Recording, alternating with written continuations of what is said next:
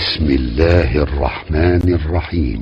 رحمت للعالمین کے حسن سیرت پر سلام، رحمت للعالمین کے حسن سیرت پر سلام، نخل احسان و عطا صبح شرارت پر سلام، نخل احسان۔ کیا سفید بالوں کو کالی بھی لگا سکتے ہیں؟ بالوں کو رنگنے کا حکم رسول اللہ صلی اللہ علیہ وسلم نے دیا ہے۔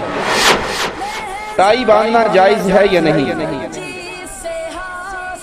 ٹائی اگر تو یہ کفار کا لباس ہے تو مسلمان کے لیے پہننا جائز نہیں۔ شرٹ کے بازو کوہنی کے اوپر ہو تو نماز ہو سکتی ہے۔ ہمارے علم کے مطابق نہیں ہے کہ آپ صلی اللہ علیہ وسلم نے فرمایا جس کا سر ننگا ہو اس کی نماز نہیں ہوتی، اسی روایت میں ہمیں نہیں پڑھنا۔ نماز پڑھنا عربی زبان میں واجب ہے ہر کسی پہ، اردو میں نماز نہیں ہوگی، ہندی میں، پشتو میں، بنگالی میں نماز نہیں ہوگی۔ اسی طرح نیت بھی لازم ہوتی کہ عربی میں ہی کی جاتی ہے۔ خان صاحب نماز عربی میں پڑھ رہے ہیں، نیت پشتو میں کر رہے ہیں۔ اردو والے نماز عربی میں پڑھ رہے ہیں، نیت اردو میں کر رہے ہیں۔ پنجاب والے نماز عربی میں، نیت پنجابی میں۔ تو یہ بعد میں لوگوں نے ویلڈنگ کی ہے، یہ رسول اللہ صلی اللہ علیہ وسلم کی کسی صحیح حدیث سے ثابت نہیں۔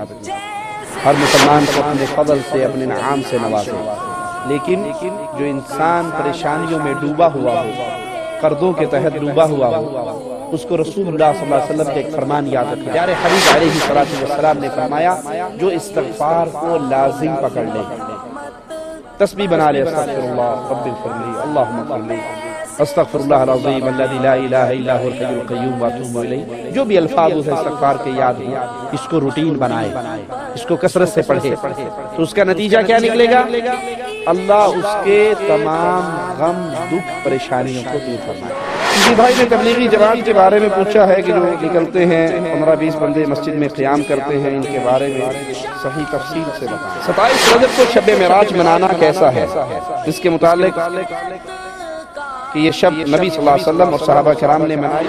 کہ بے پایا تدبر اور فراست پر سلام، ان کے بے پایا تدبر اور فراست پر سلام۔ ان الحمد للہ نحمده ونستعینه ونستغفره ونعوذ باللہ من شرور انفسنا ومن سیئات اعمالنا، من يهده الله فلا مضل له ومن يضلل فلا هادي له، اشهد ان لا اله الا الله وحده لا شريك له واشهد ان محمدا عبده ورسوله، اما بعد، اعوذ باللہ من الشیطان الرجیم، بسم اللہ الرحمن الرحیم، قل هو اللہ احد اللہ الصمد لم یلد ولم یولد ولم یکن له کفوا احد۔ سائل کہتا ہے میں ریاض کا رہائشی ہوں، پہلے مدینہ منورہ جانا چاہتا ہوں، پھر جدہ، تو کیا جدہ سے احرام باندھ کر عمرے کو جا سکتا ہوں؟ جب انسان میقات سے گزرے اور اس کی نیت عمرے کی ہو تو اس پہ لازم ہے کہ وہ میقات سے گزرتے ہوئے احرام کی حالت میں گزرے۔ اگر تو آپ کی نیت نہیں تو الگ ماجرا ہے۔ جب آپ کی نیت ہے کہ آپ نے عمرہ کرنا ہے تو مدینے سے آتے ہوئے جو میقات آئے گا وہاں پہ آئیے، عمرہ کیجئے، میقات پہ آ کے احرام باندھیے، پھر عمرہ ادا کرنے کے بعد اس سے فارغ ہو کر پھر اپنے کام کے لیے آپ جدہ جائیے۔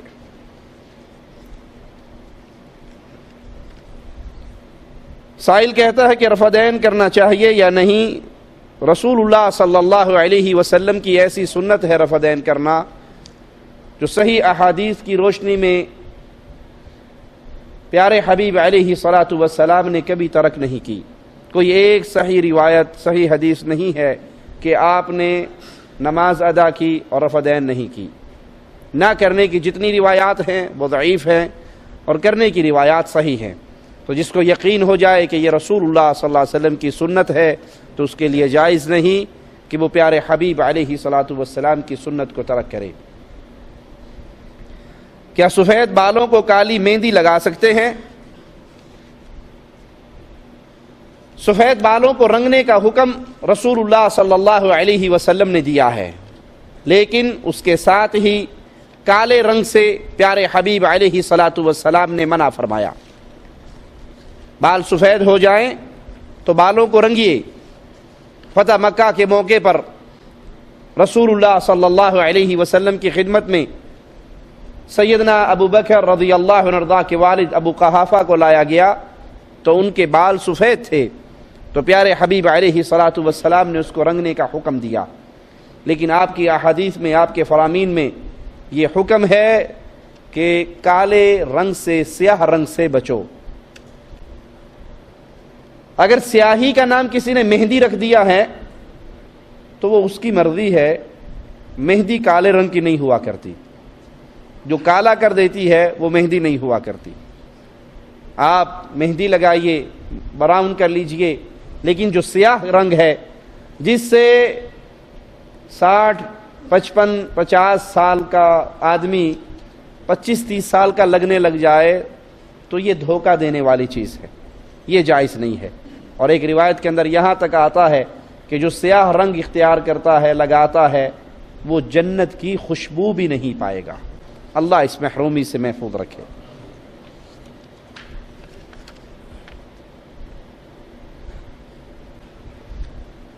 ٹائی باندھنا جائز ہے یا نہیں؟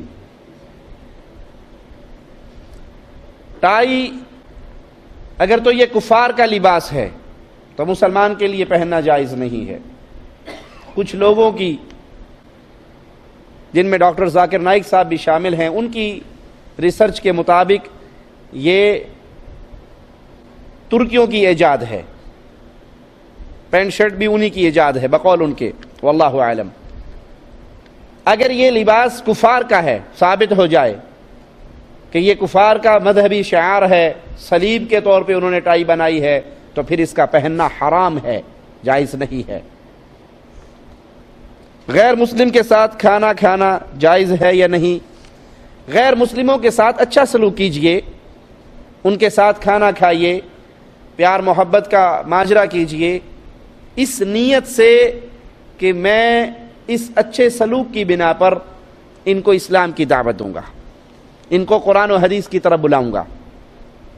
یہ نیت رکھ کے ان کی دعوت بھی قبول کیجئے اور ان کو بھی دعوت کھلائیے، کھانا کھلائیے، گھر بلائیے، تحفے تحائف دیں، ہدیہ دیں، ماجرا پیار اور محبت والا کریں، تاکہ آپ کے اچھے اخلاق کو دیکھ کر وہ مسلمان ہو جائے.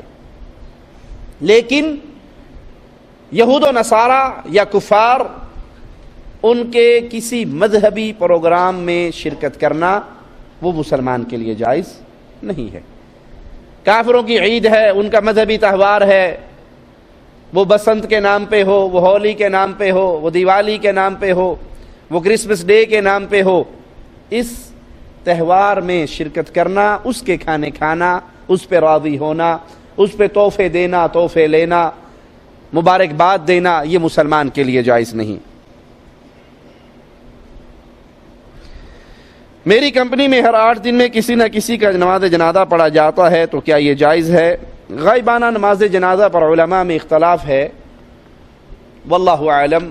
راجح قول یہی دکھائی دیتا ہے کہ جو شخص کسی مسلمان ملک میں فوت ہوا اور مسلمانوں نے اس کا جنازہ پڑھا تو اس کے لیے جو نہیں پڑھ سکے یا تو وہ قبر پہ جا کے پڑھیں، جیسے رسول اللہ صلی اللہ علیہ وسلم کی مسجد کی ایک خادمہ تھی، وہ فوت ہو گئی، صحابہ نے جنازہ پڑھا اور دفنا دیا. جب آپ نے پوچھا تو آپ کو خبر دی گئی کہ وہ تو فوت ہو گئی. کہا مجھے کیوں نہیں بتایا؟ اب مجھے اس کی قبر بتاؤ، اور آپ قبر پہ کھڑے ہو کے آپ نے اس کا جنازہ پڑھا. یا تو قبر پہ جو رہ گئے وہ قبر پہ جنازہ پڑھ سکتے ہیں، یا پھر اس کے لیے دعائے مغفرت کریں. ہاں، وہ مسلمان جو کفار کے معاشرے میں فوت ہوئے، कुफार के मुल्कों में फौत हुए, मुसलमान उसका जनाजा नहीं पढ़ सके, उसका जनाजा पढ़ा जाए। वल्लाहु आलम।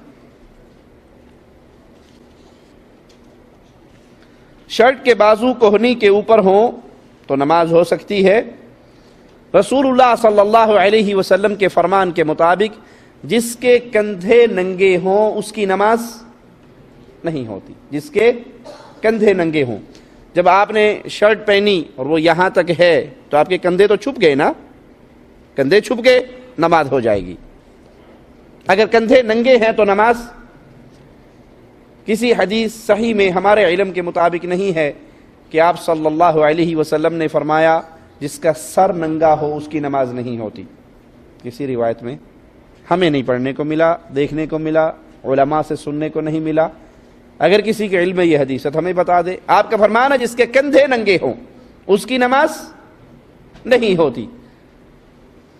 सुन्नत रसूल सल्लल्लाहु अलैहि वसल्लम यही है, आपका अक्सर अमल यही है कि आपके सर पे अमामा रहता था, सर ढांपा हुआ रहता था, लेकिन नमाज पढ़ने के लिए सर पे कपड़ा होना शर्त नहीं है।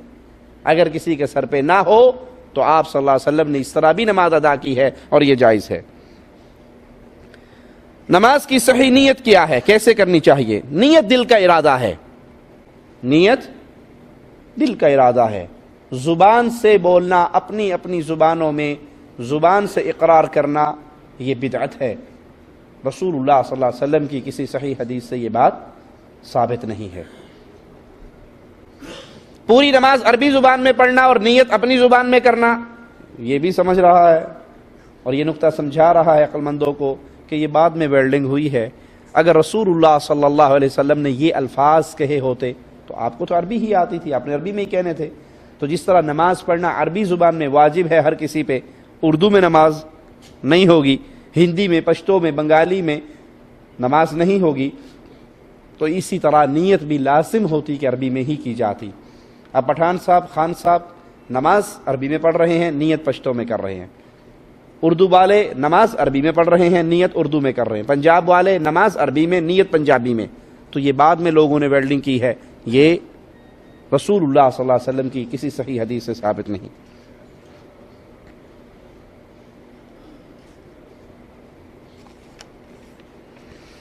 रुकू के बाद उठकर उर्दू में दुआ मांगना जायज़ है या नहीं, या दोनों सजदों के दरमियान? नमाज अरबी ज़ुबान में ही प्यारे हबीब अलैहि सलातु वस्सलाम ने अपने सहाबा को सिखाई, तो नमाज के दौरान अरबी के अलावा किसी और ज़ुबान में वो रुकू हो या सजदा हो दुआ करना जायज़ नहीं है। हाँ, नमाज ख़त्म होने के बाद फिर आप अपनी ज़ुबान के अंदर जिस ज़ुबान में चाहें अल्लाह से मांग सकते हैं, दुआ कर सकते हैं, लेकिन जब नमाज अदा की जाएगी तो नमाज में अरबी के अंदर ही दुआ की जाएगी। क्या नाई की उजरत हराम है जबकि बाल और दाढ़ी दोनों बनाता हो? तो बाल काटने की उजरत हलाल है, दाढ़ी शेव करने की उजरत हराम है। बाल काटने की उजरत हलाल है, दाढ़ी शेव करने की उजरत हराम है। अगर मजबूरन कहीं ऐसे किसी शख्स के पास खाना पीने पड़ जाए तो उसे बता दीजिए कि आप बाल काटते हैं, उस पर जो उजरत लेते हैं वो हलाल है, मैं आपके उस माल में से खा रहा हूं, लेकिन जो आप दाढ़ी शेव करते हैं आपकी वो कमाई हराम की कमाई है और मैं उसमें से आपका खाना नहीं खा रहा। किसी भाई की सास का इंतकाल हो गया है, फौत हो गई हैं, उनके लिए दुआ कीजिए, अल्लाह उनकी मग़फ़िरत फरमाए और अल्लाह तमाम अहले ईमान की मग़फ़िरत फरमाए, तमाम वाहिदों की मग़फ़िरत फरमाए। हज्जाज बिन यूसुफ के बारे में सवाल किया है कि क्या उन्होंने मरते वक़्त तौबा की? ये इंतहाई जालिम हुक्मरान था और जुल्म की इसकी अजीब अजीब कहानियाँ हैं। सैयदा अस्मा रज़ियल्लाहु ताला अन्हा के बेटे को इसने शहीद किया।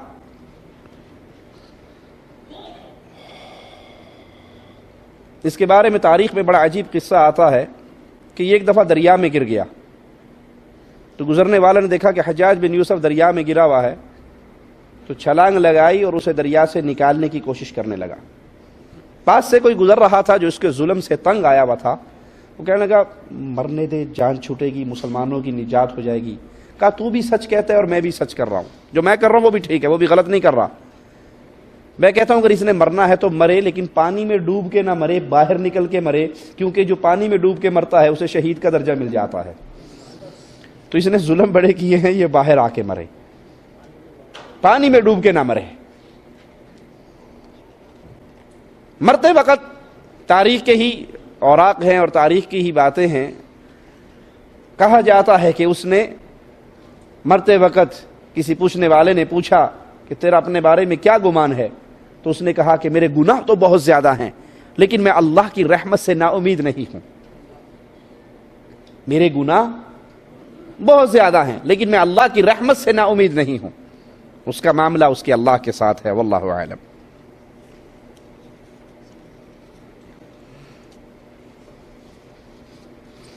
ایک بھائی نے دعا کی درخواست کی ہے کہ پریشانیاں بہت زیادہ ہیں اور قرضہ ہے، نجات فرمائے۔ اللہ سے دعا کریں اللہ ان پریشانیوں سے نجات دے، اللہ ہر مسلمان کی پریشانیاں دور فرمائے، ہر مسلمان کو اپنے فضل سے، اپنے انعام سے نوازے۔ لیکن جو انسان پریشانیوں میں ڈوبا ہوا ہو، قرضوں کے تحت ڈوبا ہوا ہو، اس کو رسول اللہ صلی اللہ علیہ وسلم کا ایک فرمان یاد رکھنا چاہیے۔ پیارے حبیب علیہ الصلوۃ والسلام نے فرمایا جو استغفار کو لازم پکڑ لے، تسبیح بنا لے، استغفر اللہ رب اغفر لی، اللہم اغفر لی، استغفر اللہ العظیم الذی لا الہ الا هو الحی القیوم واتوب الیہ، جو بھی الفاظ اسے استغفار کے یاد ہوں اس کو روٹین بنائے، اس کو کثرت سے پڑھے، تو اس کا نتیجہ کیا نکلے گا؟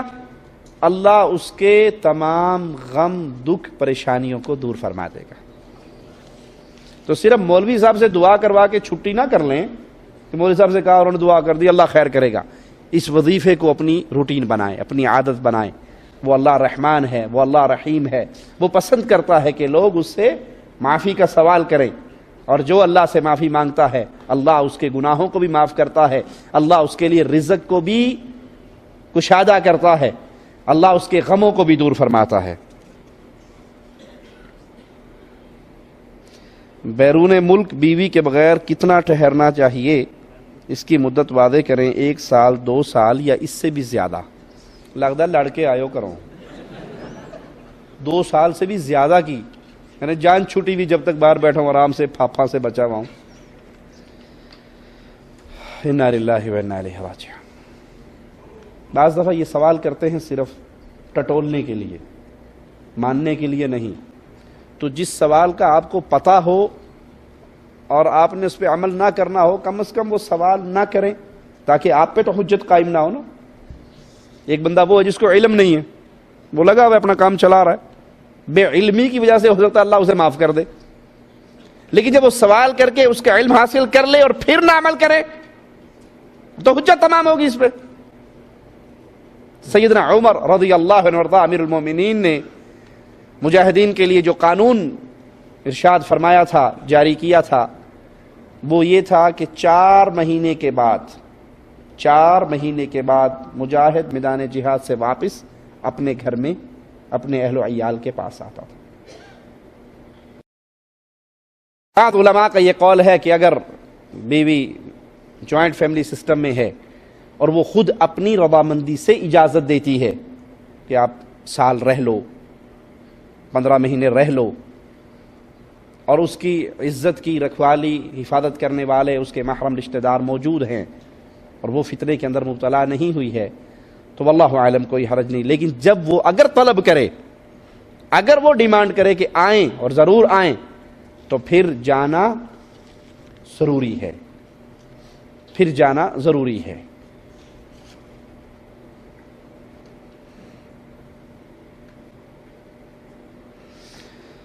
کسی بھائی نے تبلیغی جماعت کے بارے میں پوچھا ہے کہ جو نکلتے ہیں 15-20 بندے مسجد میں قیام کرتے ہیں، ان کے بارے میں صحیح تفصیل سے بتائیں۔ اس مسئلے کو کئی دفعہ بیان کیا جا چکا ہے، لیکن ہو سکتا ہے کچھ نئے ساتھی آئے ہوں۔ مسلمان پہ اللہ کے دین کی تبلیغ کرنا واجب ہے، ہر مسلمان پہ، یہ مولویوں کا کام نہیں، ہر مسلمان پہ۔ جو مسلمان ہے اسے پیارے نبی صلی اللہ علیہ وسلم کا کوئی بیان، کوئی فرمان، کوئی ارشاد، کوئی حدیث ملتی ہے پہنچتی ہے تو اس پہ لازم ہے کہ اس کو آگے اپنی استطاعت کے مطابق پہنچائے.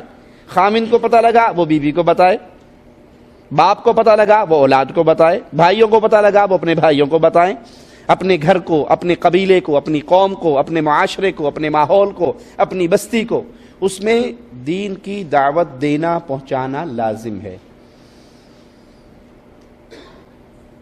رہا ماجرا کہ کوئی ایک بستی سے اٹھ کے دوسری بستی میں، دوسری بستی والے پہلی بستی میں، مکہ والے مدینہ، مدینے والے مکہ، جدے والے طائف، طائف والے جدہ.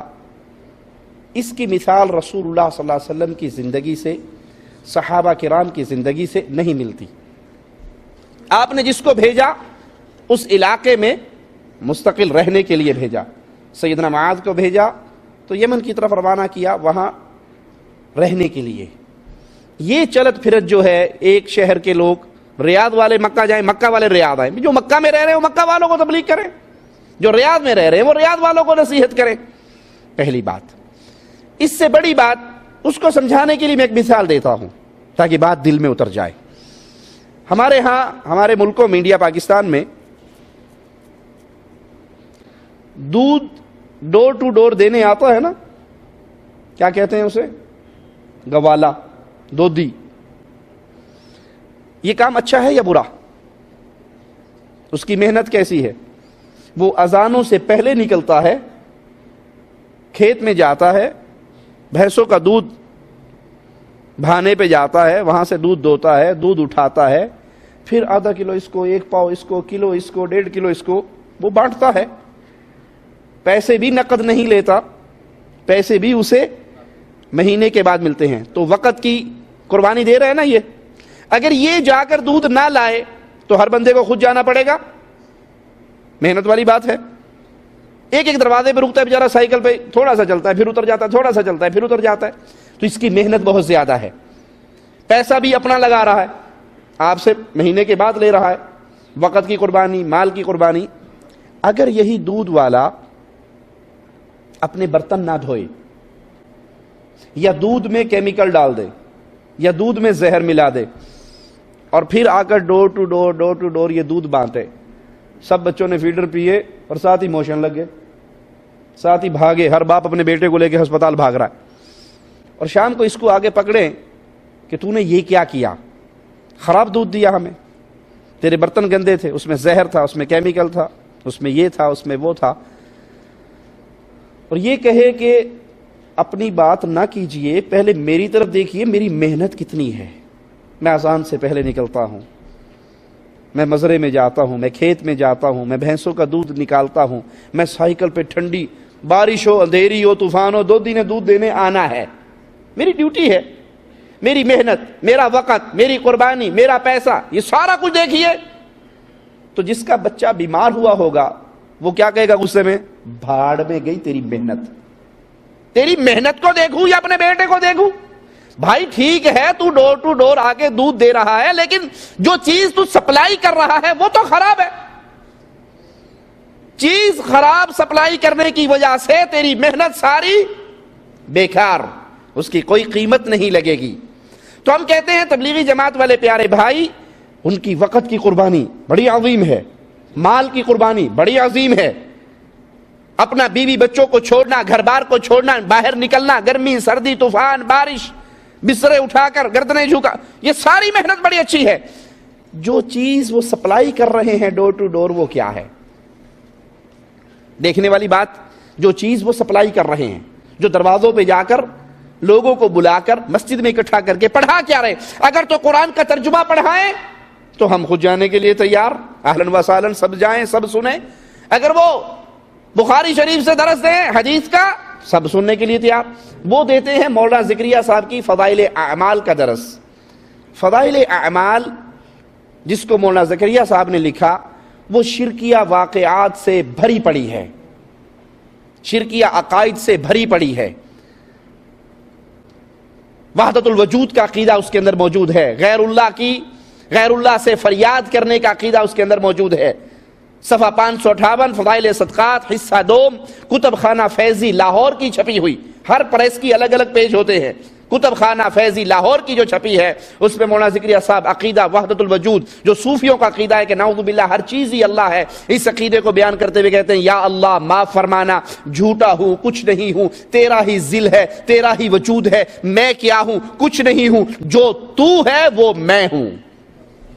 یہ شرک کا عقیدہ ہے۔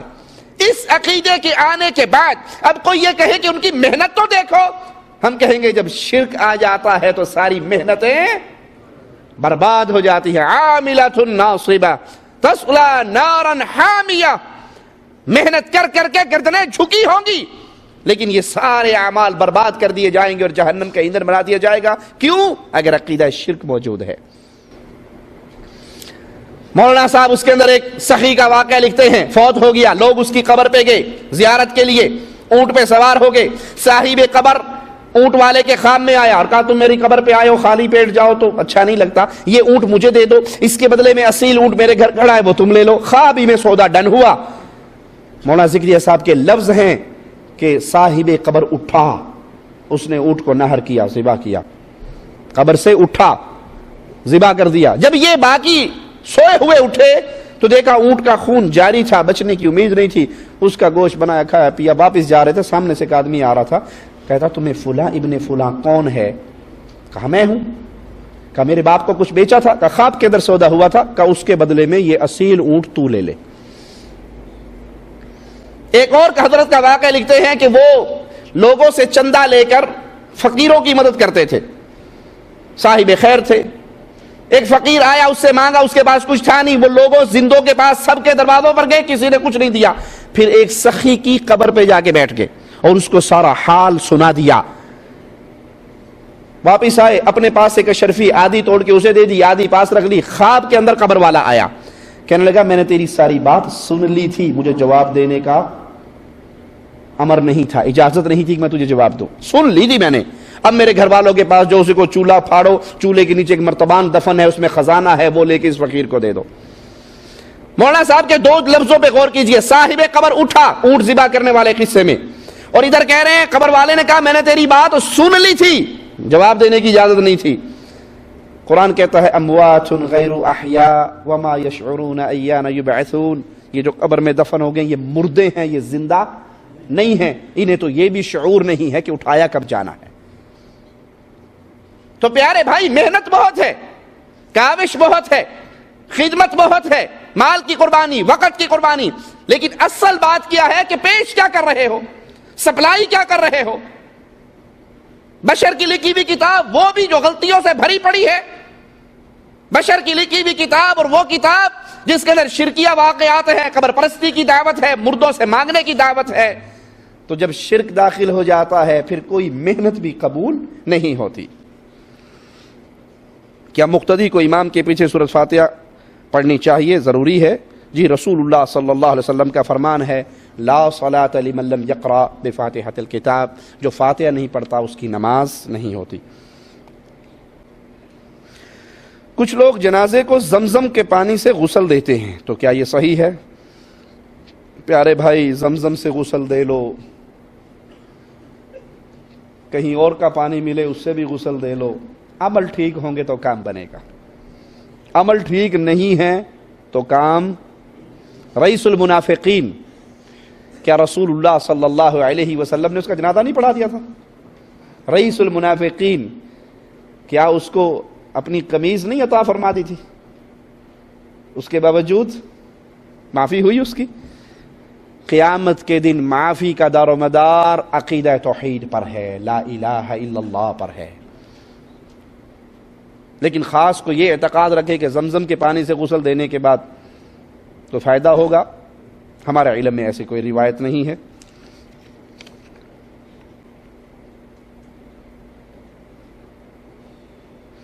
ایک غیر مسلم مسلمان ہو گیا، پہلے ہندو تھا، اس نے اپنی بہن کی بیٹی کے ساتھ شادی کی ہے، تو اب اسے کیا کرنا چاہیے؟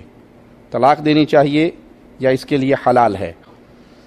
اسلام میں بہن کی بیٹی، بھائی کی بیٹی، سگی بہن کی بیٹی، سگے بھائی کی بیٹی، بھانجی اور بھتیجی، یہ محرم رشتوں میں آتا ہے، ان سے نکاح کرنا جائز نہیں ہے۔ تو وہ نان مسلم تھا، اس وقت ان کے مذہب میں اگر جائز تھی اس نے کر لی، تو اب اسلام لانے کے بعد شریعت اس سے ڈیمانڈ کرتی ہے کہ فوراً اس سے الگ ہو جائے، فوراً اس سے علیحدگی اختیار کر لے۔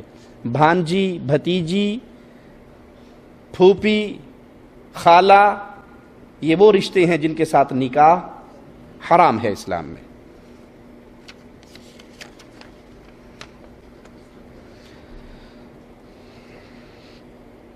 ستائیس رجب کو شب معراج منانا کیسا ہے؟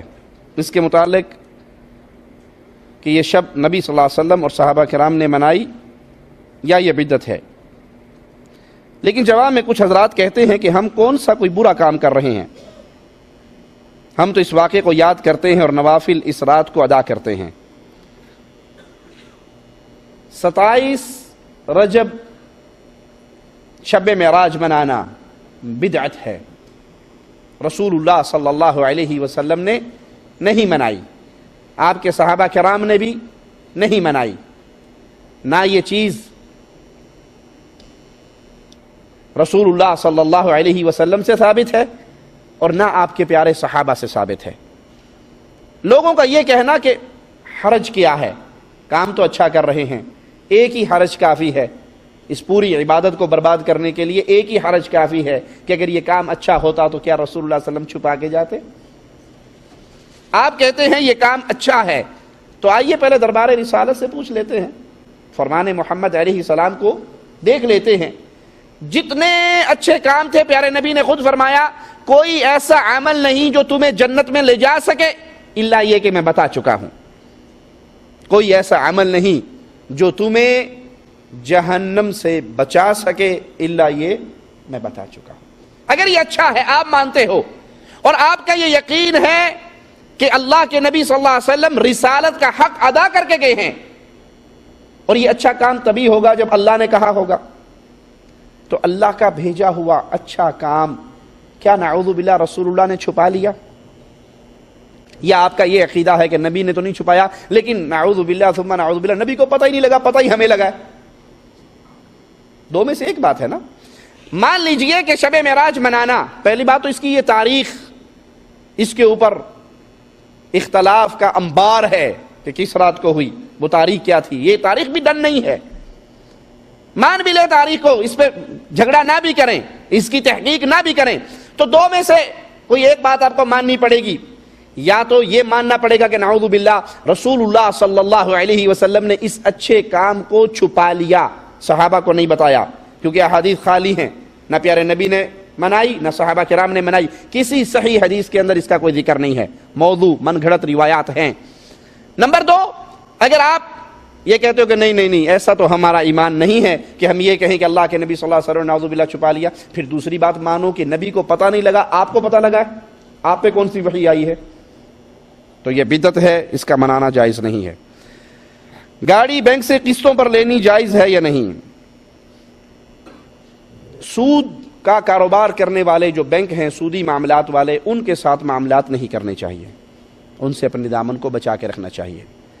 نمبر دو، کسی ایسے بینک سے، اسلامی بینک سے اگر آپ گاڑی لیتے ہیں قسطوں پہ، اس شرط کے ساتھ کہ آپ کی گاڑی کی قسط اگر 1 مہینہ شارٹ ہو جاتی ہے یا 2 مہینے، تو بینک والے آپ سے پلنٹی نہیں لیتے، منتھلی 1000 روپیہ 1000 ریال مثلا ڈن ہے آپ کی قسط، لیکن 1 مہینے نہ دینے کی صورت میں آپ کو 1050 دینے پڑیں، 1100 دینے پڑیں، تو یہ 50 اور 100 سود ہے۔ اگر کوئی یہ شرط لگاتا ہے تو پھر اس بینک سے معاملہ نہیں کیا جا سکتا۔ جیسے سعودی عرب کے بینک ہے، یہاں اگر آپ 3 قسطیں نہیں ادا کرو گے تو آپ کی گاڑی چھین لیں گے، یہ ٹھیک ہے، لیکن آپ کے ساتھ جو ریٹ ڈن ہو گیا ہے اس سے آگے پیچھے نہیں ہوگا۔ ایک بینک والوں سے ہماری بات ہوئی، وہ کہنے لگے جی وہ ہم لیتے تو ہیں سود، لیکن ایک مولوی صاحب نے فتویٰ دیا ہے کہ آپ لے کے ہمارے مدرسے کے اکاؤنٹ میں ڈال دیا کرو۔ تو کان یہاں سے پکڑو یا یہاں سے پکڑو، ماجرا ایک ہی۔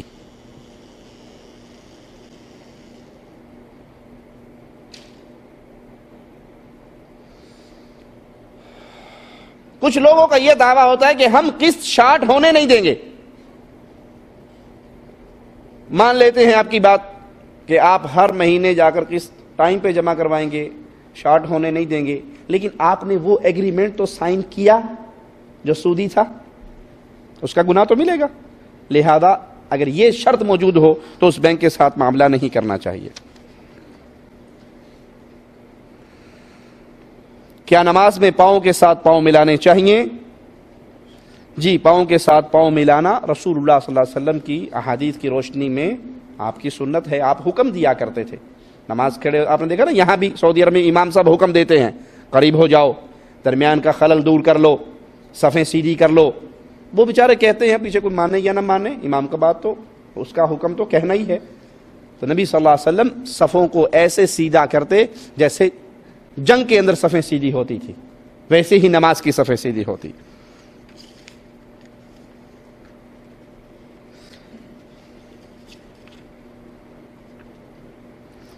والدین یا بزرگوں کے پاؤں پکڑنا جائز ہیں؟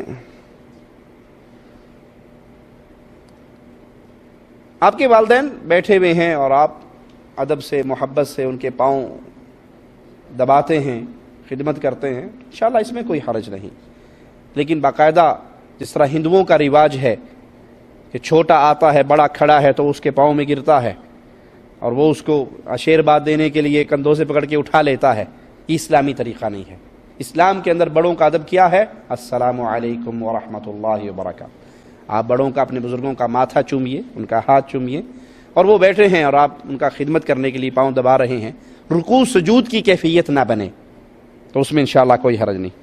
کیا بینک میں نوکری کرنا جائز ہے؟ اگر بینک سود والا ہے اور سودی ماجرا کرتا ہے تو اس کے اندر نوکری کرنا ناجائز ہے. نوکری کسی بھی قسم کی ہو، وہ اس میں جھاڑو دینے والا ہو یا باڈی گارڈ ہو یا مینیجر صاحب ہوں یا کلرک صاحب ہوں، جو بینک کے اس سودی نظام کا حصے دار بنا ہے وہ حرام کا کام کر رہا ہے. کوئی کہہ سکتا ہے کہ جناب ہم تو گناہ کا کام نہیں کرتے، محنت کر کے پیسے لیتے ہیں. پیارے بھائی، آپ اس نظام کا حصہ بن چکے ہیں جو نظام اسلام کے خلاف ہے. اس کو مثال دے کے آپ ایک شراب خانے پہ فٹ کر لیجیے. ایک شخص ہے وہ شراب کی دکان پہ نوکری کر رہا، خود شراب نہیں پیتا، لاتا ہے تلاجے میں رکھتا ہے، سیل کر دیتا ہے، پیسے اکاؤنٹ میں ڈال دیتا ہے، خود تو نہیں پیتا. کہ اس کا کام حلال ہے؟ حرام ہے، کہ اس برائی کا حصہ بنا ہوا ہے. بینک کے اندر جاب کرنے والا اگرچہ سود کہتا ہے مباشر ڈائریکٹ، میں تو سود نہیں لے رہا، لیکن وہ اس نظام کا حصہ ہے یا نہیں؟ اس برائی کا حصے دار ہے. ڈاکٹر اسرار صاحب کے عقیدے کے بارے میں کسی بھائی نے پوچھا ہے. ڈاکٹر اسرار صاحب تصوف کے قائل تھے، وحدت الوجود کے قائل تھے. ان کی کتاب ام المصبحات، اس کے اندر وہ کھل کے عقیدہ وحدت الوجود کو تسلیم کرتے تھے. ہمارے سامنے ان کی اس عقیدے سے برات کی کوئی دلیل نہیں ہے. وحدت الوجود کے عقیدے کا زہر اس حد تک معاشرے کے اندر پھیل چکا ہے کہ ہم دیکھتے ہیں ڈاکٹر اسرار صاحب جیسا شخص جو مفسر قرآن کے طور پہ معاشرے میں معروف ہے، وہ بھی اسی عقیدے کا دفاع کرتا ہوا نظر آتا ہے. یہ ان کی کتاب ہمارے ہاتھ میں ہے، سورۃ حدید کی شرح میں ام المصبحات شائع کیا ہے مکتبہ خدام القرآن لاہور نے. رائٹر ہیں ڈاکٹر اسرار صاحب. اپنی اس کتاب کے صفحہ 88 پر ڈاکٹر صاحب کہتے ہیں حقیقت و ماہیت وجود کے اعتبار سے خالق اور مخلوق کا ایک وجود ہے. خالق اور مخلوق کا ایک وجود ہے. کائنات میں وہی وجود بسیط صلاحیت کیے ہوئے ہے، لیکن جہاں تعین ہوگا تو وہ پھر غیر ہوئے، اس کا عین نہیں. چنانچہ ان کا کہنا ہے کہ یہ کائنات کا وجود ایک اعتبار سے اللہ کے وجود کا عین ہے. کائنات کا وجود، یاد رکھنا، کائنات میں جانور بھی ہیں، غلیظ جانور بھی ہیں، کتا اور سور اور خنزیر بھی ہے، فاحشات عورتیں بھی ہیں، گندے مرد بھی ہیں، شراب اور موسیقی کے آلات بھی ہیں. کہا یہ کائنات میں جو کچھ ہے وہ ایک اعتبار سے اللہ کے وجود کا عین ہے اور دوسرے اعتبار سے غیر ہے. فرماتے ہیں یہ ابن عربی کا نظریہ ہے. صفحہ 91 پر کہتے ہیں شیخ ابن عربی کے بارے میں، یہ آپ کا شیخ ہوگا، ہمارا شیخ نہیں ہے. جس ظالم کا یہ عقیدہ کہ خالق اور مخلوق کو جو ایک جانے وہ مومن، وہ مواحد، اور جو خالق اور مخلوق میں فرق کر کے کہے خالق اور ذات ہے مخلوق اور چیز ہے، وہ کافر ہوتا ہے آپ کے مذہب میں۔ یہ آپ کا شیخ ہے، ہمارا نہیں۔ کا شیخ ابن عربی کے بارے میں میں عرض کر چکا ہوں کہ جہاں تک حقیقت و ماہیت وجود کے بارے میں ان کی رائے کا تعلق ہے، میں اس سے متفق ہوں اور میرا بھی یہی مسلک ہے۔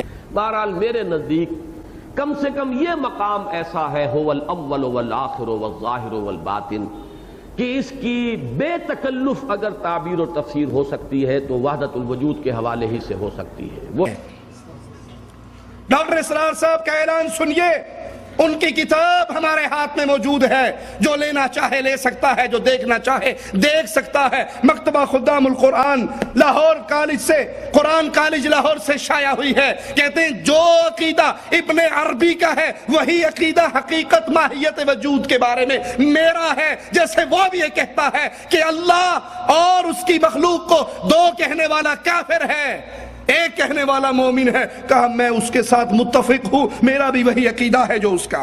آپ کو ابن عربی کا مسلک، اس کا نظریہ مبارک ہو، مگر اہل ایمان ابن عربی اور آپ کے مسلک کو ماننے کے لیے تیار نہیں ہوں گے۔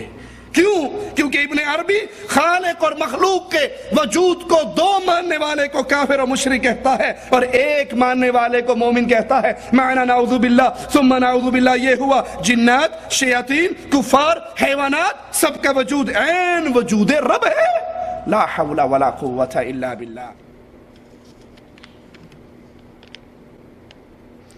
موتی والی تسبیح پڑھنے کے بارے میں کسی نے سوال کیا ہے۔ سنت طریقہ یہ ہے کہ ہاتھ کے ان انگلی کی پوریوں پہ تسبیح کی جائے، یہ سنت سے ثابت ہے۔ وہ مالا گھمانا اور مالا پھیرنا وہ کسی حدیث سے ثابت، کسی صحیح حدیث سے ثابت نہیں ہے، اور اس کے اندر ریاکاری کا بھی ایک بہت بڑا تاثر ہے کہ آپ کے ہاتھ میں تسبیح ہے اور آپ پھیر رہے ہیں، دیکھنے والا کہہ رہا جی ماشاءاللہ ماشاءاللہ بڑا نیک بندہ ہے جی، دل میں بھی ہے کہ یہ مجھے دیکھ رہا ہے جو میں جلدی جلدی دانا پھینکوں۔ وہ کوئی جلدی جلدی دانا پھینک رہا، تو نے کہا کیا کر رہے ہو؟ انہوں نے کہا آیت الکرسی پڑھ رہا ہوں۔ نے کہا دانا تو بہت جلدی گر رہا ہے، آیت الکرسی پوری ہوتی نظر نہیں آتی۔ کہا میں صرف کرسی کرسی کرسی کر کے پھینک رہا ہوں۔ تو تسبیح کے اندر یہ جو ہاتھ کی مالا ہے، ایک تو اس کے اندر ریاکاری کا اثر، ریاکاری کا شک اور شبہ پڑ سکتا ہے، دوسرا یہ مسنون عمل نہیں ہے۔ سنت کا یہ ہے کہ آپ اپنے ہاتھ کی انگلیوں کی پوریوں پہ دانا کیجیے۔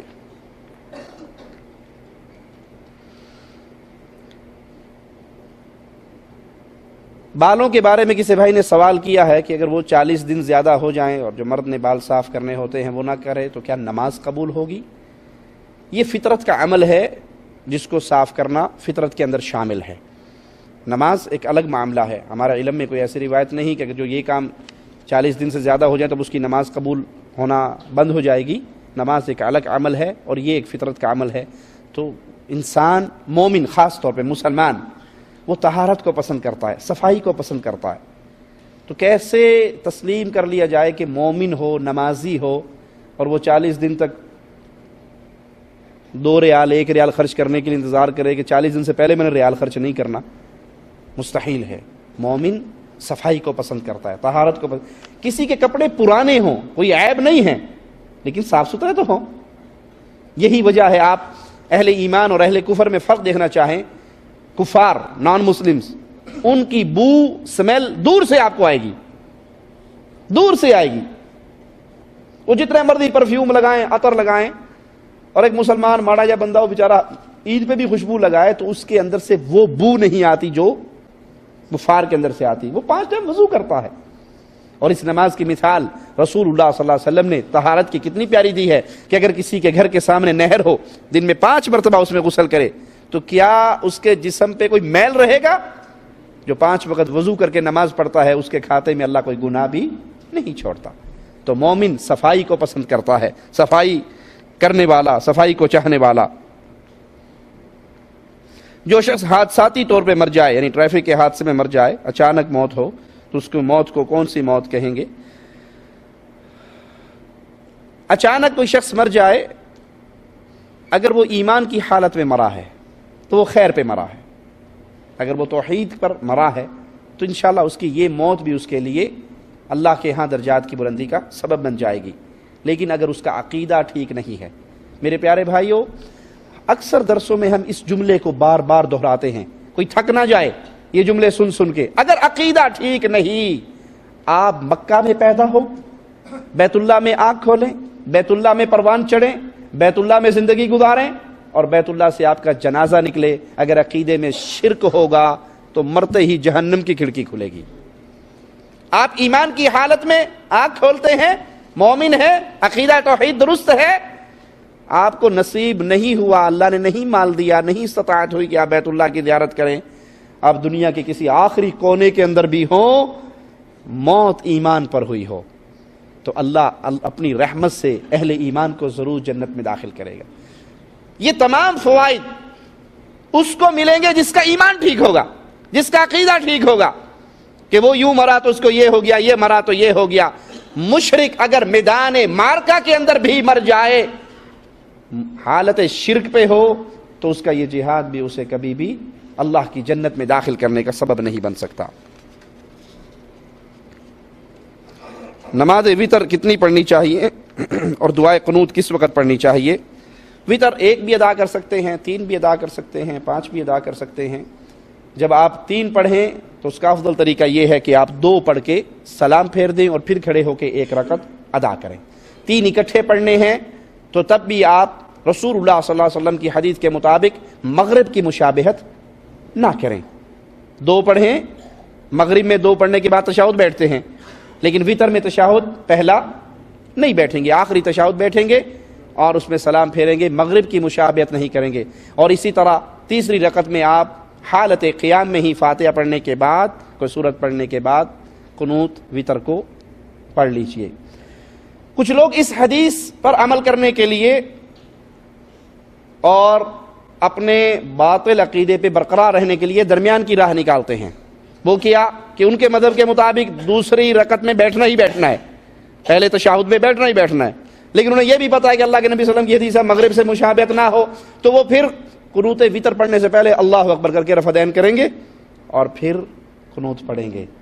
ہم کہتے ہیں حضرت قربان جائیں آپ پر، جہاں رسول اللہ صلی اللہ علیہ وسلم نے زندگی بھر رفع دین نہیں چھوڑی، کسی صحیح حدیث میں نہیں کہ پیارے حبیب نے رکوع کو جاتے، رکوع سے سر اٹھاتے اور 2 رکعتیں پڑھ کے تشہد سے تیسرے کے لیے کھڑے ہوتے ہوئے آپ نے رفع دین نہ کی ہو. کسی صحیح حدیث میں اس دھرتی کے اوپر موجود جو روایات ہیں وہ ضعیف ہیں، ان پہ محدثین کو کلام ہے. صحیح سلسلۃ الذہب جو روایات ہیں وہ کرنے کی، جہاں نبی کریم نے کی وہاں کرتے نہیں.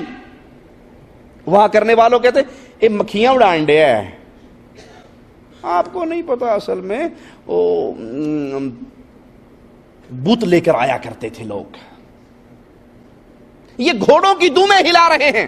یہ جملے سنے ہیں نا آپ نے، کہیں گھوڑوں کی دم ہل رہی ہے، کہیں مکھیاں اڑ رہی ہیں، کہیں وہ جو بت لایا کرتے تھے ان کو گرانے کے لیے رفع دین ہوئی تھی. اور اب آپ وتر کے اندر جو کر رہے ہو، آپ بھی گھوڑے کی دم ہلا رہے ہو. میٹھا میٹھا ہاپ ہاپ کوڑا کوڑا تھو تھو. جہاں سنت رسول ملتی ہے وہاں اپنے امام کے قول کو حجت بنا کے نبی کی حدیث کو چھوڑتے ہو، اور جہاں نبی کریم نے کی نہیں ہے وہاں اپنے پاس سے ویلڈنگ کر لیتے ہو. یہ اتباع مصطفیٰ کا جذبہ نہیں ہے. بچے کے پیدا ہونے کے کتنے دن کے بعد ختنہ کرنا چاہیے؟ اس کا عقیقہ 7ویں دن ہے، اسی دن اس کے بال صاف کرنے چاہیے. اگر بچہ صحت مند ہے تو اسی دن ختنہ بھی کر دی جائے تو انشاءاللہ کوئی حرج نہیں، لیکن اگر وہ لیٹ بھی کر دی جائے ختنہ کو تو انشاءاللہ کوئی حرج نہیں. سر پر بال بچے کے جب کاٹے جائیں عقیقے پر تو کتنی چاندی صدقہ کرنی چاہیے ان بالوں کے وزن کے برابر؟ 9 مسلم کی ختنہ کتنے دن میں کروانی چاہیے؟ اس کے دل میں پہلے ایمان کو پختہ ہونے دیں. یہ کام اتنا ضروری نہیں ہے کہ یہ کفر اور اسلام کے درمیان دیوار ہے. شیخ دکتور عریفی حافظہ اللہ اپنے ایک بیان میں بڑا عجیب قصہ بیان کرتے ہیں سعودی عرب کی کسی بستی کا. کچھ فلپائنی مسلمان ہوئے، وہ بدو انہیں اپنی گاڑی میں ڈال کے لے آیا مکتب دعوت جالیات میں اور کلمہ پڑھا دیا. کلمہ پڑھاتے ہی سب سے پہلے نہ وضو سیکھا بیچاروں نے، ابھی نہ غسل سیکھا، نہ نماز سیکھی، نہ کوئی دعا یاد کی. گاڑی میں ڈالا اور سیدھا ہاسپٹل. وہاں ایک فلپائنی جاب کرتا تھا. اس نے کہا کیا مسئلہ ہے؟ اس نے کہا پتہ نہیں، ہم تو مسلمان ہونے آئے تھے، یہ سعودی شیخ ہمیں گاڑی میں ڈال کے یہاں لے. انہوں نے کہا پتہ ہے یہ اب یہاں کیوں لائے ہیں؟ کہا نہیں ہمیں تو نہیں پتا. کہا ختنہ کروانے لائے ہیں. اعوذ باللہ استغفر اللہ. واپس اسے کہتے ہیں ہمیں مکتب لے کے جاؤ. انہوں نے مکتب لے آیا شیخ کے پاس کہ یہ تو ختنے کے لیے راضی نہیں ہے اور وہ کہتے ہیں کہ ہم تو اب مسلمان بھی نہیں ہوں گے اگر یہ کام ہونا ہے ضروری. تو اس نے کہا اگر مسلمان تو تم ہو چکے ہو, کلمہ پڑھ چکے ہو, اگر اب اسلام سے باہر نکلو گے تو منڈی کاٹ دیں گے, گردن کاٹ دیں گے, مرتد ہو گئے نا, مرتد کی سزا تو قتل ہے. کہا تمہارا عجیب دین ہے کہ اگر اس دین کے اندر آتے ہو تو ختنہ کرتے ہو, دین سے باہر نکلتے ہو تو گردن مار دیتے ہو. تو پیارے بھائی پہلے اس کے دل میں ایمان اترنے دو, اس کو اسلام سکھاؤ, اس کو قرآن سکھاؤ. جب وہ خود دین اسلام کی تعلیمات سیکھ لے, میدان عمل میں اتر آئے, اس کے دل میں اسلام راسخ ہو جائے, پھر یہ سنت ہے, یہ سنت ہے. یہ کفر اسلام کے درمیان میں دیوار نہیں. وہ ہمارے ملکوں میں ہوتا ہے کہ جب وہ شناخت پریڈ ہوتی ہے تو چیک کرنے کے لیے کہ دیکھو جی یہ مسلمان ہے یا نہیں, تو وہ ایک ہی فرق ہے مسلمان اور ہندو کے درمیان, اور کوئی فرق ہے ہی نہیں. وہ بتوں کے سامنے سجدہ ریز ہے, یہ قبروں کے سامنے سجدہ ریز ہے. وہ بت کا طواف کر رہا ہے, یہ لال شہباز کا طواف کر رہا ہے. وہ بتوں کے سامنے بکروں کی نیاز دے رہا ہے, جانوروں کی نیاز دے رہا ہے, تو یہ آ کر درباروں کے اوپر یہ سب کچھ کر رہا ہے. قبر پرستی اور صنم پرستی میں دونوں برابر ہو گئے. اگر اب فرق دیکھنا ہوگا تو بس وہیں سے پتہ لگے گا اور کہیں سے نہیں پتہ لگے گا. لیکن یہ اسلام کے درمیان اور کفر کے درمیان دیوار نہیں ہے, ایک سنت عمل ہے. کیا دلہا کو پھول پہننا جائز ہے؟ سادگی کا درس دیتا ہے اسلام. ابھی آپ پھول کا فتویٰ لوگے, کل کو پیسوں کے ہار کا فتویٰ لوگے, آہستہ آہستہ صحرے کی طرف بھی جاؤ گے, پھر ڈھول بجانے کی اجازت بھی لوگے. اسلام کے اندر سادگی کا درس ہے, سادگی کا درس ہے. سادگی سے شادی کیجئے. جو اعمال ہندوؤں کے ذریعے مسلمانوں میں داخل ہو چکے ہیں, جو ان کی شادی کے رنگ روپ ہیں, اس کو اللہ کے لیے مسلمانوں کی شادیوں میں نہ کیجئے. یہ صحرا بندی, یہ کلے پہننا, یہ دودھ پلانا سالی صاحبہ کا, جوتی چورانا, کنڈی پکڑائی, یہ تمام رسمیں, یہ جہیز کی لعنت, یہ تمام چیزیں ہندوازم سے آئی ہیں. اللہ کے لیے ان کو واپس کر دیجئے اور مسلمانوں کے طریقے پہ شادی کیجئے.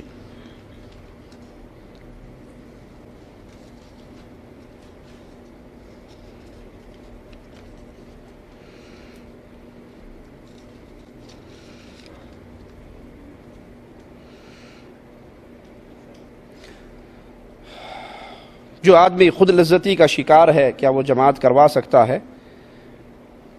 وہ بہت بڑے گناہ کا ارتکاب کر رہا ہے خود لذتی والا. اس لیے بہتر ہے کہ اس سے بہتر انسان جو قرآن میں اور دین میں اور عمل میں, طہارت میں اس سے بہتر ہو, وہ جماعت کروائے. ایک آدمی امام فرض نماز کے اندر ایک رکعت میں 2 سورتیں پڑھتا ہے, کوئی حرج نہیں. ایک صحابی ایک نماز ایک رکعت میں سورت اخلاص پڑھتے اور ساتھ کوئی اور سورت ملاتے, تو صحابہ کرام نے آ کر رسول اللہ صلی اللہ علیہ وسلم کو اس کی خبر دی. تو آپ صلی اللہ علیہ وسلم نے اس سے پوچھا کہ تو ایسا کیوں کرتا ہے؟ تو کہنے لگے مجھے اس سورت سے پیار بہت ہے, اس میں اللہ کی توحید کا ذکر ہے, اللہ کی وحدانیت کا ذکر ہے, اس پیار کی وجہ سے میں اس کو پڑھتا ہوں. آپ نے فرمایا اس سورت سے تیرا یہ پیار تجھے اللہ کی جنت میں داخل فرما دے گا.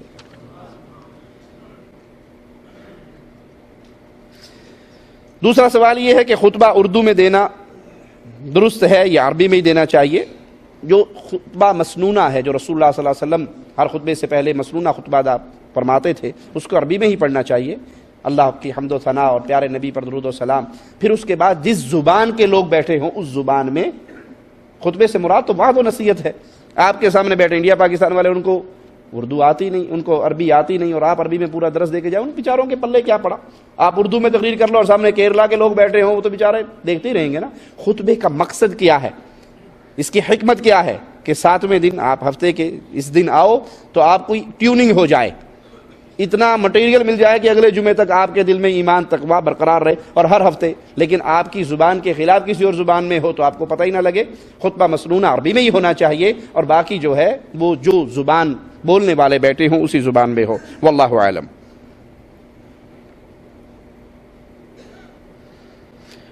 بھائی کہتا ہے کہ ٹوپی کے سلسلے میں پوری وضاحت کریں کہ آیا ٹوپی کے بغیر نماز تو ہو جاتی ہے لیکن ہمیشہ ٹوپی پہن کر رکھنا چاہیے؟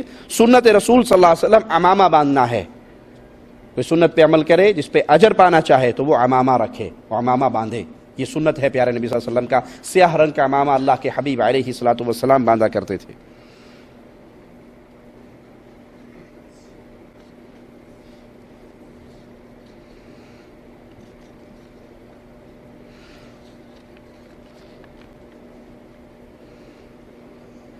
مجھے 2 یا 3 سال کے بعد کچھ ہو جاتا ہے، مجھے شک ہے کہ میرے اور جن وغیرہ کا کچھ چکر ہے، تو میں کیا پڑھوں؟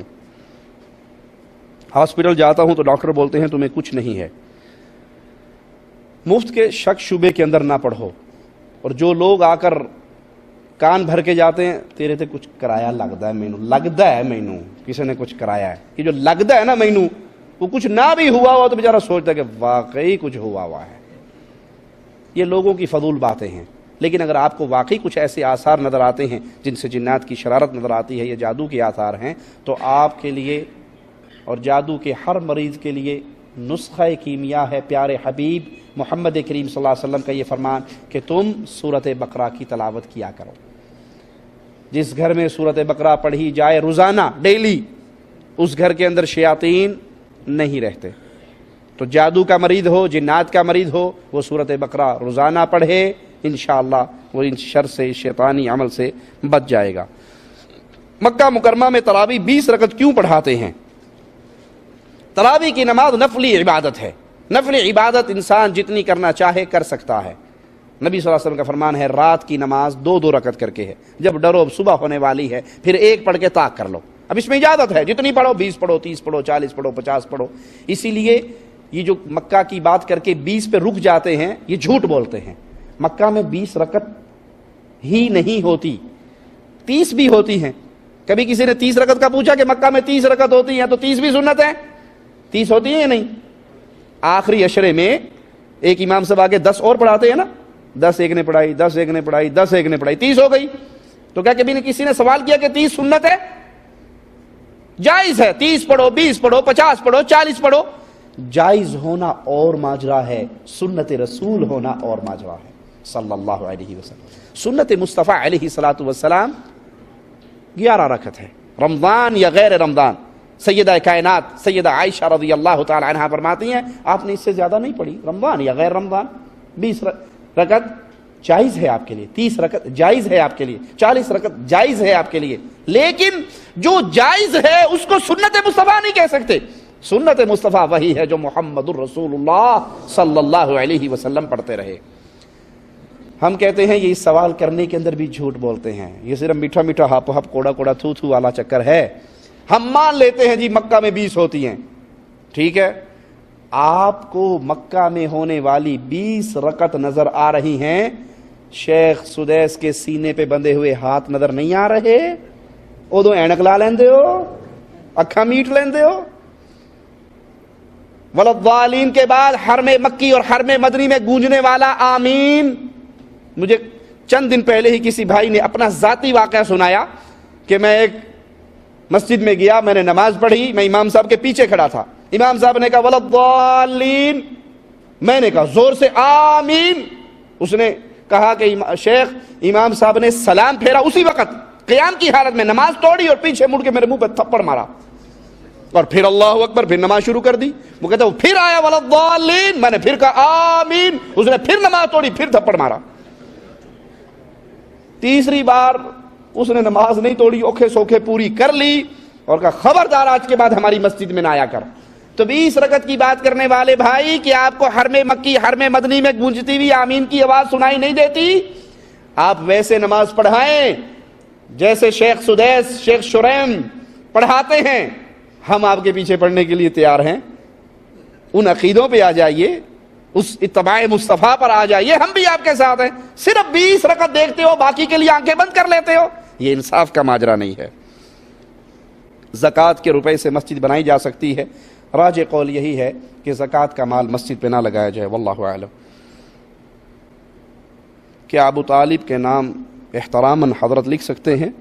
ابو طالب پیارے نبی صلی اللہ علیہ وسلم کے چچا تھے، آپ سے بہت محبت کرنے والے تھے، لیکن ان کی موت کفر پہ ہوئی تھی.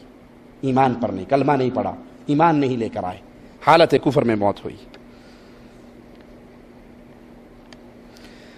انجانے میں بدکار لڑکی سے شادی ہو جائے اور لڑکے کو بعد میں معلوم ہو، جبکہ 2-4 بچے بھی ہو گئے ہیں، اس کے بعد لڑکا کیا اس کو چھوڑ دے؟ اگر اس سے شادی سے پہلے گناہ ہو گیا اور وہ اس پہ توبہ طائب ہے، شرمندہ ہے، آئندہ نہ کرنے کا عہد کر رہی ہے، تو آپ بھی اس کو معاف کیجئے، اللہ ہو سکتا ہے آپ کو معاف کر دے۔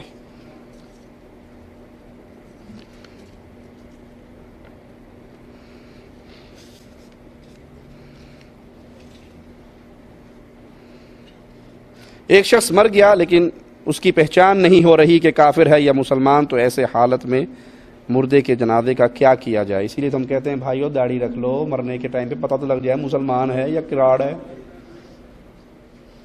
مونچھیں پست کرو، داڑھی معاف کرو، پوچھنے کی ضرورت پڑے گی؟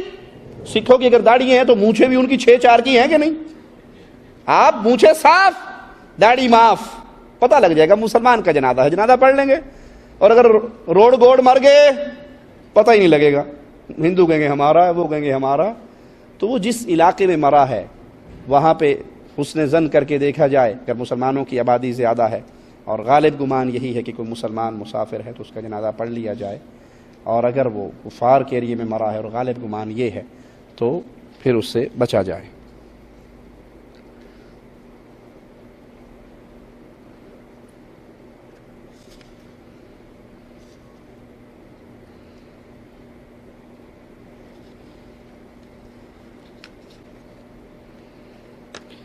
کسی بھائی کا سوال ہے کہ سید کے لیے صدقہ خیرات لینا جائز ہے؟ کیا سید ذات آل رسول میں سے ہیں؟ جی، سادات آل رسول ہیں تو ان کے لیے زکوٰۃ صدقہ لینا جائز نہیں ہے۔ اللہ سے دعا ہے اللہ ہماری خطاؤں کو معاف فرمائے، اللہ ہماری سیاہ کاریوں کو معاف فرمائے، اللہ ہمیں ایمان کا نور عطا فرمائے، اللہ ہمارے سینے کو ایمان کے نور سے منور فرمائے، جب تک زندہ رکھے ایمان پہ رکھے، جب موت دے تو اس حال میں دے اللہ ہم سے راضی ہو، ہم اپنے اللہ سے راضی ہوں۔ اے اللہ، تجھے تیرے پیارے ناموں کا واسطہ ہے، جیسے تو نے آج اپنے اس گھر میں مسجد میں ہمیں اکٹھا فرمایا، اللہ ہمیں پیارے حبیب محمد کریم فدا ہو ابی و امی صلی اللہ علیہ وسلم کے پڑوس میں جنت الفردوس میں اکٹھا فرمانا۔ اقول قولی ھذا واستغفر اللہ لی ولکم ولسائر المسلمین فاستغفروہ انہ هو الغفور الرحیم۔